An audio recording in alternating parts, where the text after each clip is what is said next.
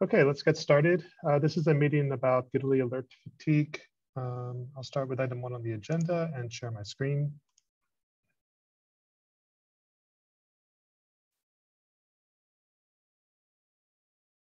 So point 1 is just to put some constraints around this meeting. The main thing I'd like to discuss are the large number of alerts that we're getting for Gitaly. This is paging the EOC multiple times per day. We're seeing, I don't think this number has increased dramatically, but it's been ongoing for a while now. So that's the main thing I'd like to address. When I brought this up in the last reliability meeting, it was immediately suggested that we should probably adjust SLOs. And I put that as a comment on the original version of this doc, and I restructured things a bit. Andrew had some thoughts on that. Andrew, do you have number 2? Yeah, so Jav, you and I spoke about this 3 weeks ago, and the point that I'm going to make is exactly the same point that I made then, and that was that if you look at the worst host, which I think was 07 at that time, I haven't looked at it since then, you'd need an SLO of about 90%, like 1.9, in order for that machine not to alert in its current state. So if we just go for the lowest common denominator, we're effectively turning alerting off, and that needs to be clear. I think that the process that we should be doing is figuring out what the problem is, adding targeted silences, and then aggressively driving like those improvements, and possibly removing specific methods from our alerting. But not bringing down the SLOs en masse, because effectively that's just saying we're giving up. So I think targeted silences are difficult because these alerts are spread across many shards, and some of the shards, as I mentioned in this comment, that are paging us aren't shards that were paging us previously in the last month. So it's really like a game of whack-a-mole for us. I think the problem here is that if we add a silence, then we might miss other problems, right? Go ahead. Maybe this is what you were going to say, but I mean, a silence would be per host currently. But if we go into the actual SLI and change which methods that are considered for that SLO, then we can kind of exclude. So, there's a subset of RPCs that commit stats are, slow, or you might say DOS vectors potentially. And if we exclude some of those or move them to a separate bucket that has a loose threshold, then that could definitely bring down the alert volume. That's just a little bit of history, Igor. The reason the operations service is its own SLI, there's Go service server and then Go service op. Yes. The reason is exactly that. And because the stuff in operations service tends to be slower, so it was moved out. Unfortunately, it's still bad, even though it's moved out, because I know that alerts a lot, but that is almost all one method. So perhaps we should just remove that method and accept that it's bad. But yeah, I just don't like blanket drops. Like, I think the targeted ones aren't specific, but also if we do that, wherever possible, it's not always the case, but wherever possible, we should also match that up with an infradev issue. And I know, Igor, you've been really good at opening these up in the last few weeks, so that we can drive a change and not just let them, like commit stats is another example. Like, we shouldn't just ignore all the problems to commit stats, because ultimately that is costing us like a lot of processing power. And, so we should be driving that forward. When we remove it, we can remove it from our alerts, maybe with a comment that references the infradev issue, like add this back in once this issue is fixed. That's how I'd like to see it. I will also note that all of our alerting on Gitaly is currently on unary RPCs, and we're excluding all of the streaming ones. So, all of the post-upload pack stuff, that's not even being considered for the SLO. So it's not like we're not already ignoring a whole bunch of stuff there. So I don't feel too bad about totally removing stuff.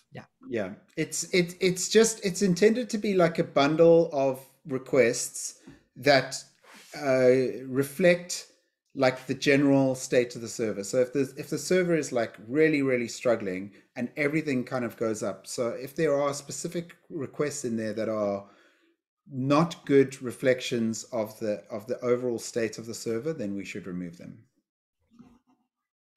So maybe we can take a look at the specific RPCs and the, I know that we're sending alert data to the alerts index in Elasticsearch. Does that have the gRPC data? And we can take a look at all the S1, S2s that, and look to see whether, excluding some gRPCs is going to make a big difference.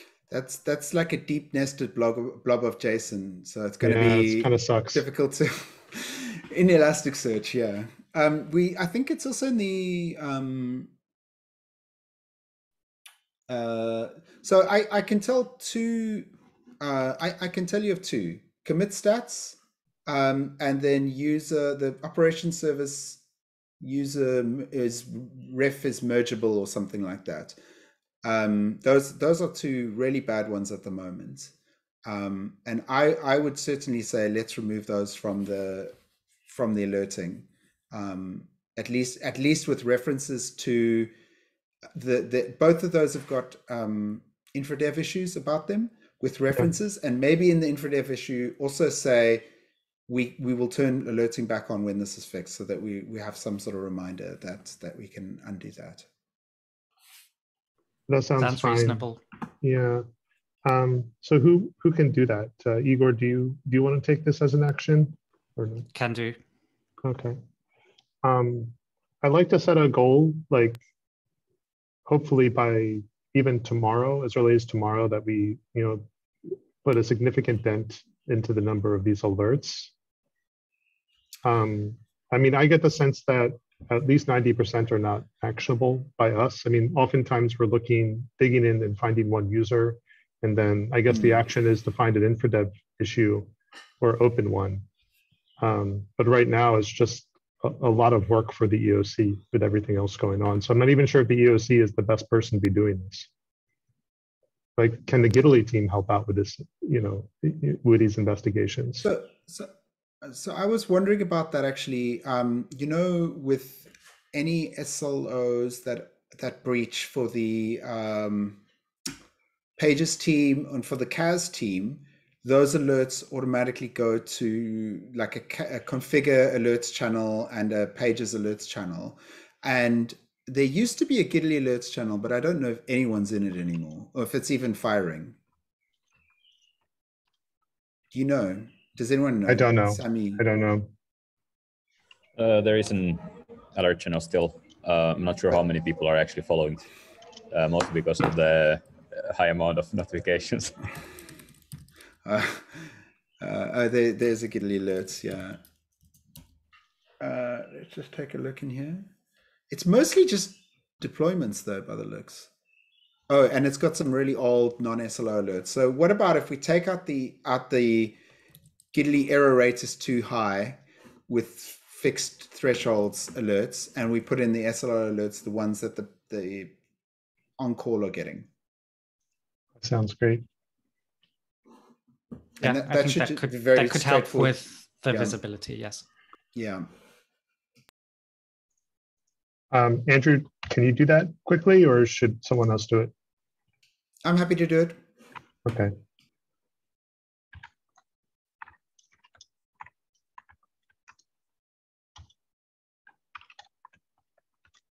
And then a question for the Gitaly team, and I guess Toon, you were my designee for this. Are you willing to kind of help with the triage of this and to help, maybe even help to add exclusions and help to like find infradev issues that we can associate with these alerts? Well, sure. Of course, this is partly our responsibility, I'd say. So it makes total sense to include us in this process. Although I must say I'm not fully aware yet what should be done, but that we can figure out along the way, I guess.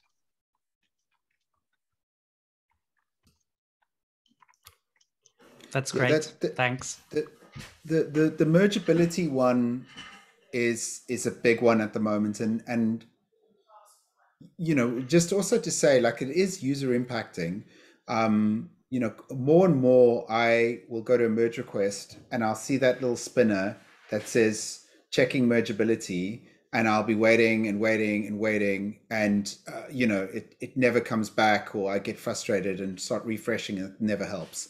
And so that's definitely, you know, that these are user impacting as well. So it's something else to be aware of. It's not just like made up.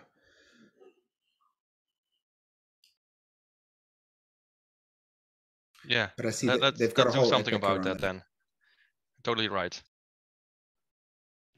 All right, shall we go to the next one? Yeah, number 4, Igor. Yes. So one of the things that I've noticed is that quite frequently it's just kind of a single user that is driving traffic where we're hitting, you know, it could be a pathological repo that's just got weird configuration of objects. It could be potentially n+1s in the application. We've seen this sometimes for like import sidekick jobs and whatnot, where we just get a huge amount of traffic to a single repo.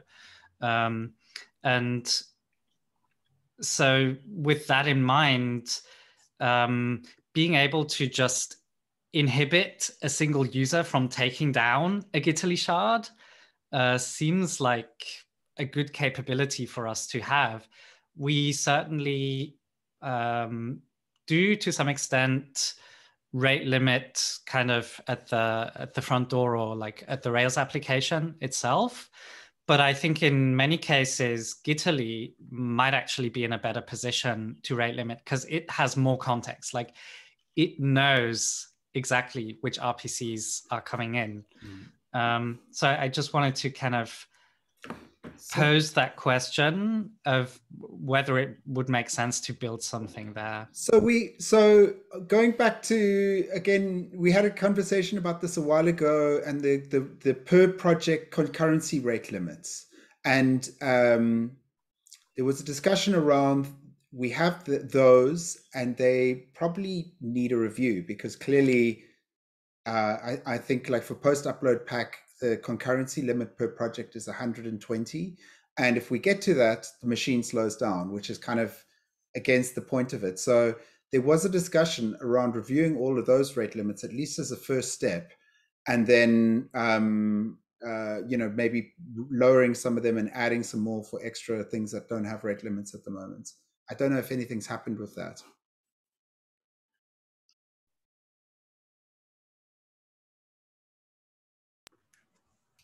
I guess I certainly spoke to you, Igor, and Brent about that. Yeah, I haven't seen any progress on that. Like, I think rate limiting is good, but like, we do also have this rate limiting mechanism, which is per project. Yes. And it is a first step. Like, I do agree, like, there's more we can do, but we have this, and we haven't tuned it very much at all recently. So I think that would be a good first step before adding more rate limiting. Yeah. Yeah, I mean, I think it could be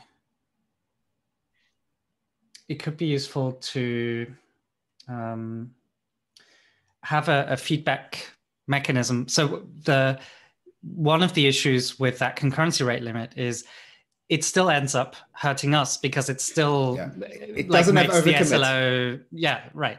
So like, there's no way of rejecting the excess. There's no I guess there's the general RPC timeout. Yeah. But like, I mean, all of the excess will just hang waiting for that timeout.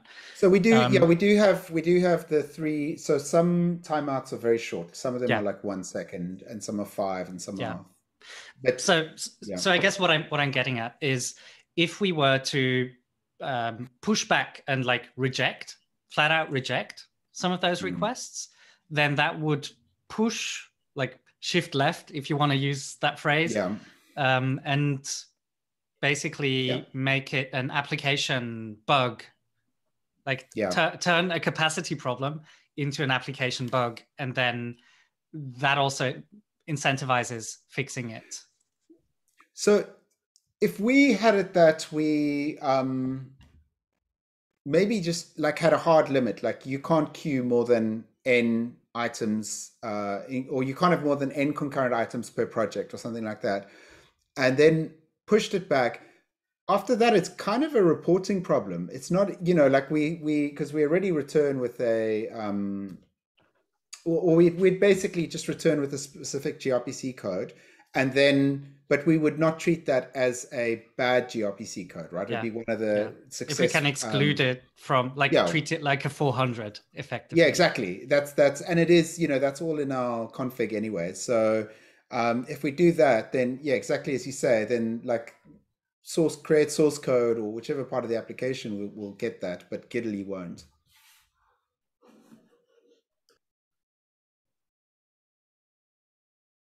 So we could maybe put like a hard limit on that, and reject with that.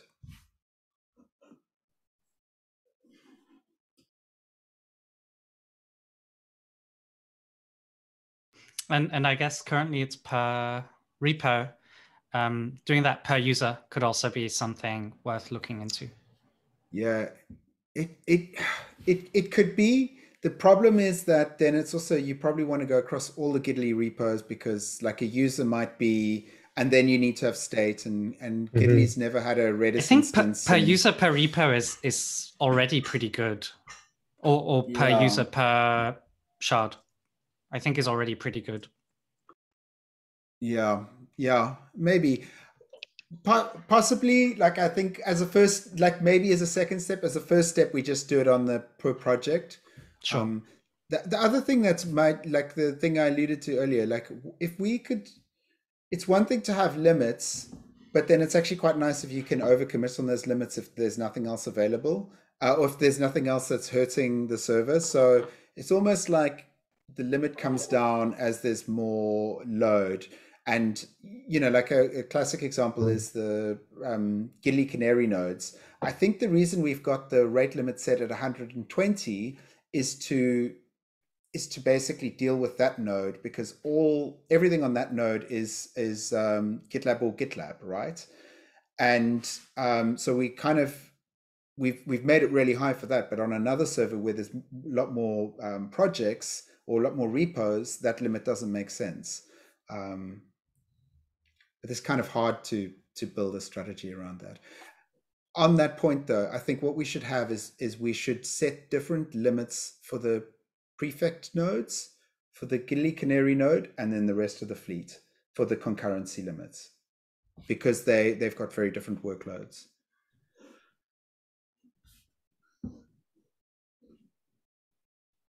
Like, Igor, I can see you thinking about this. I'll explain in a little bit more detail.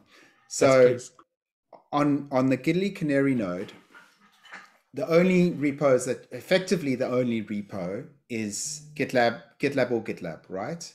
And so if you have 120 concurrent clones to GitLab or GitLab on Gitaly CNY01, it doesn't matter, because nothing else on that machine, there's no other kind of base load spread across a long tail of other repositories, right? So on that machine, a concurrency limit of 120 makes sense.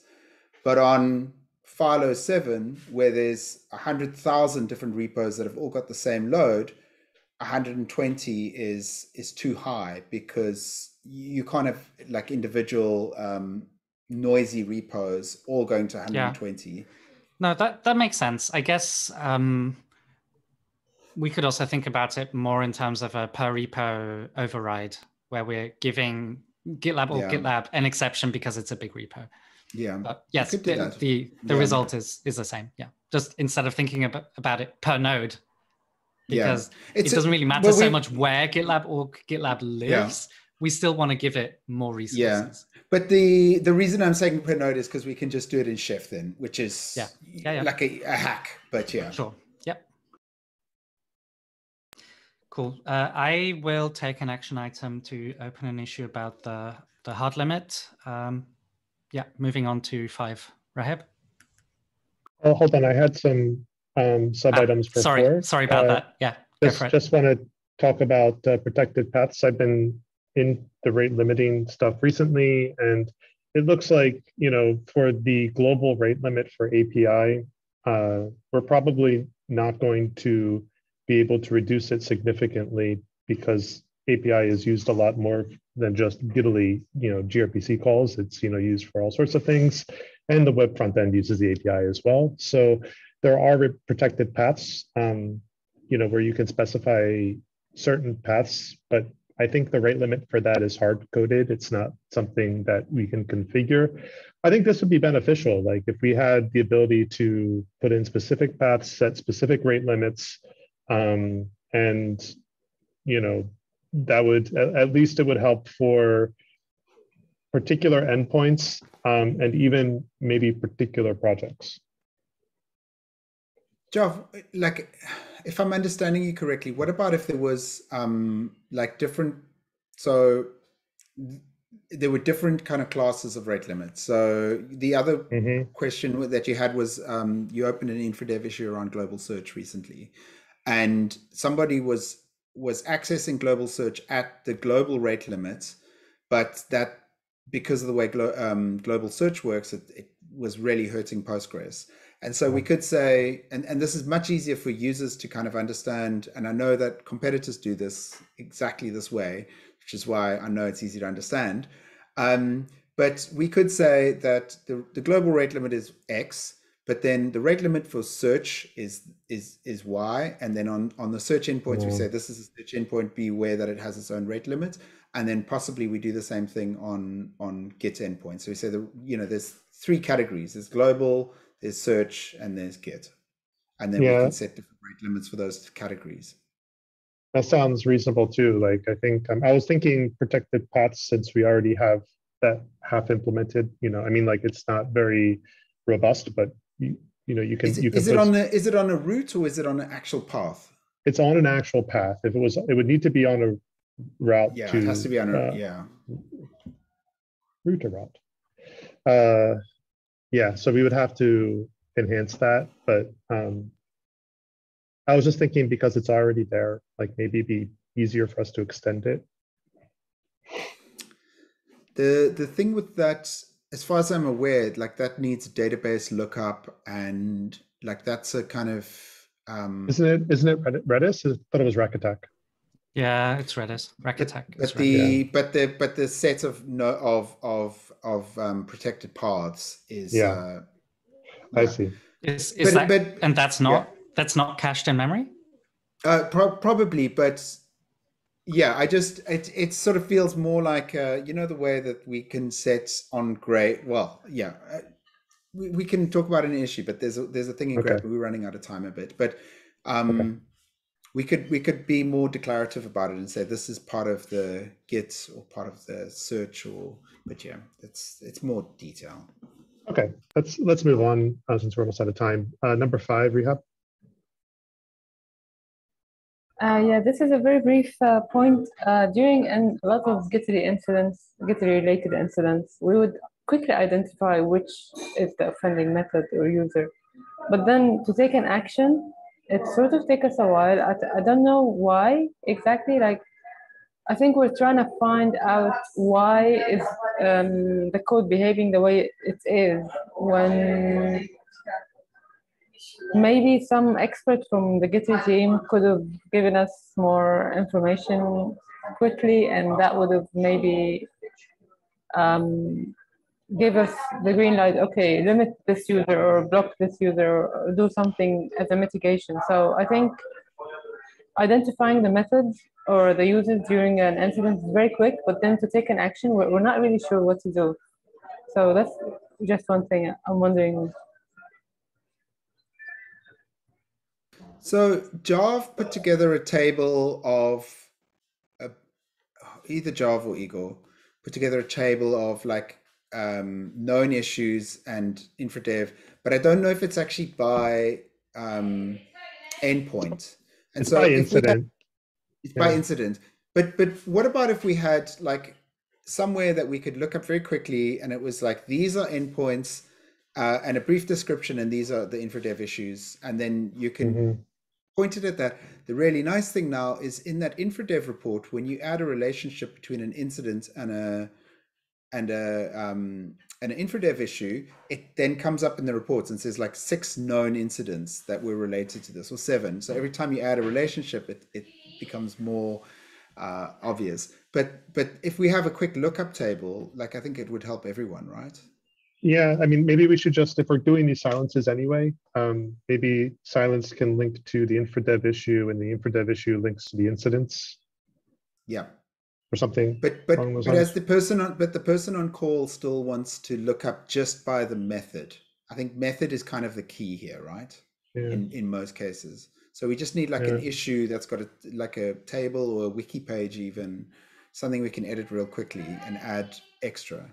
And sort of the recommended mitigation, because in some methods, like the commit stats, for example, if another user comes back with the same behavior, what we did is rate limit them. So that would save the next person maybe time to. But then what happens when we see new methods and we need sort of to understand why? I'm just a bit confused about what to do. Once I identified the method, okay, we got the method, we got the user, now what? Like, should I reach out to the Gitaly team? Is that the first thing I should do? So I think that's what we should be putting in that. So if it's like a known user, yeah, it really does depend on a per case basis, but maybe we should be engaging with the Gitaly team sooner on these matters. Yeah, I think we should be rehabbing, like once we have these alerts going to Gitaly alerts and the Gitaly team's engaged, then you know, I think it will fall on them to help with the investigation. I do think as a general policy, if it is a case of a single user driving a lot of traffic to Gitaly, then establishing rate limiting, say via Cloudflare, that's what we do currently, establishing that as kind of the standard mitigation. And I mean, there's going to be exceptions, but that kind of being the default go-to method, that seems reasonable to me. So maybe if we establish that, then there's less second guessing. But that seems okay, except Cloudflare rate limits are very opaque to me. I don't know if we have any way of like easily viewing what they are, any change control around implementing them. Like, are we clicking around the Cloudflare UI to do this, Igor, or is it That's something my different? understanding. There is, but there's a process around it where you Yeah. catalog it and assign it to security so that you have it set. Okay. We have a list. Okay. We have one issue for each one of those. Okay. So we kind of track the context that way. It's a manual change with like really strict guidelines on how you do it and how you label it and where it gets aggregated. So I see. Okay. We're almost out of time. We have like a minute left. I'll skip over 6. 7, Brent, do you have a closing remark here? Yeah. So I saw Mark Wood and then Darva publicized this, but there's an open. This is targeted at the Gitaly team, of course. But if well, we're all one big team. So if we want to pitch in some thoughts there, and maybe not be too intrusive, but it is focused purely on SaaS reliability. So we might have some input. I'll take feedback or objections from the members of the Gitaly team on the call, though. So great. Okay, let's end the meeting.